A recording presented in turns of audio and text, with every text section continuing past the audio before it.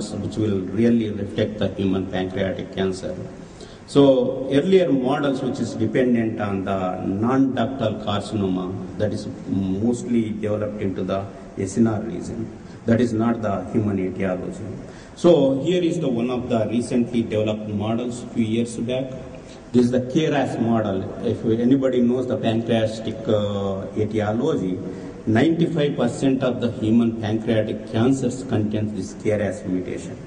And also almost 100% near this CDNPA, a tumor suppressor gene P16 also it is called, is suppressed in the pancreatic cancers.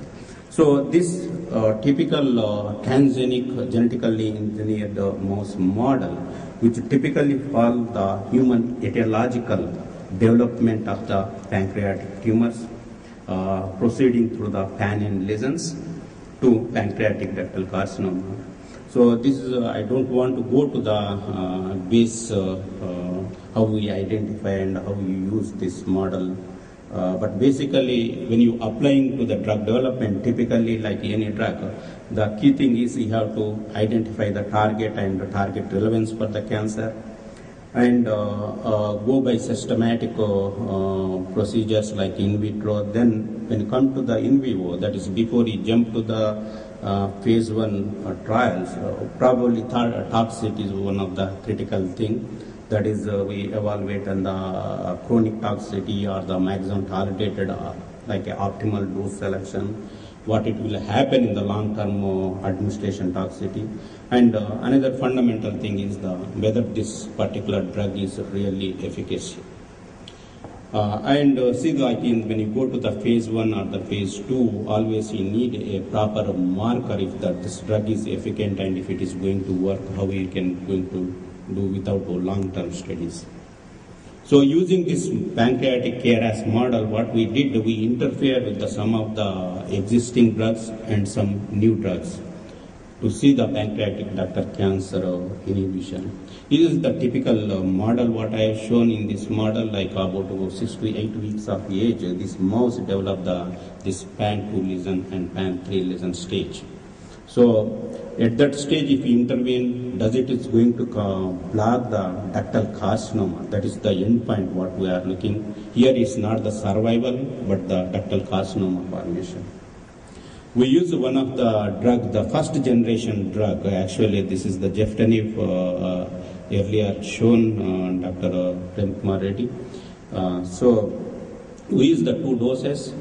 Then typically, if you see the histological or the grass necropsy, this pancreas will become very bulgy, and it is not only in the size, also it is the weight. The weight will go almost 4 to 6 fold. When you do the typical histology, we can do all the pan lesion identification and how it will affect it. One alternative approach is to, if you have looking on the therapeutic or how it is changing on the animal pan lesion development, one can do the PET imaging. The top panel shows the one of the PET imaging. How we will do it? It is a F18 PET. One in the middle one, which is the KRAS without any drug treatment, you can see the high intensity scan. And whereas it is treated with the Jeftanib, it is a very low intensity.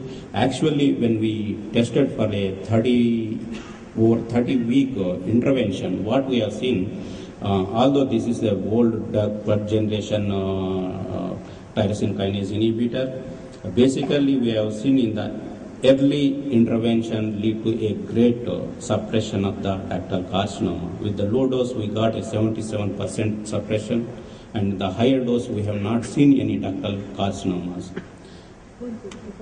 So this also shown some kind of a significant reductions in the pan lesions. Those are the precursor lesions.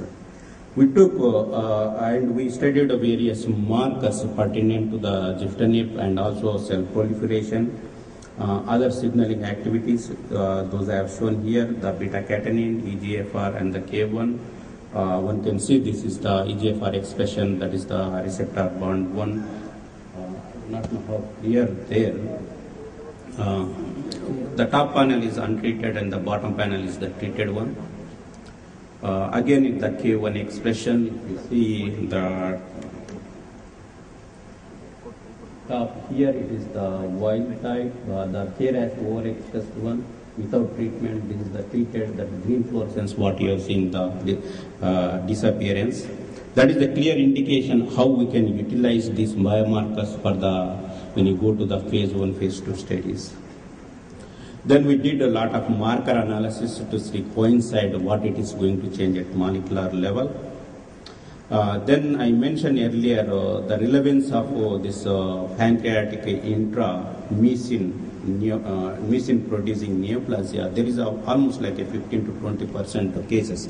It is easily intervenable. Their survival is much greater than the regular ductal carcinoma. So in this mouse model, actually it will produce a similar symptoms like the humans. This mucin producing neoplasia, that is what I have shown in here. Even with the treatment with the giftonip, we can see a good suppression of its gene and also the gene product. Then we take this one as a model. After optimization with the one of the existing drug, we went to the new drugs. So we can utilize to develop the other drug. Here we are showing a dual COX-LOX inhibitor. It is called the licofilone. Why we took it is we did a lot of work on the COX-2 inhibitors as an anti-inflammatory agent for the colorectal and other cancers. But this one have a dual inhibitor, both COX-LOX pathway, and it is developed by the Merck Corporation from Germany. This has shown much better profile than the naproxen or any other existing COX or COX inhibitors. Again, with the same model system, we use the 2 doses. Then we went on to do the histology after a period of 30 plus weeks intervention. What we have seen, just like the giftonip, which is known as a therapeutic drug, but this is not developed as a therapeutic drug. It is developed as a chemopreventive drug in the other models. Again, we have seen in this model great suppression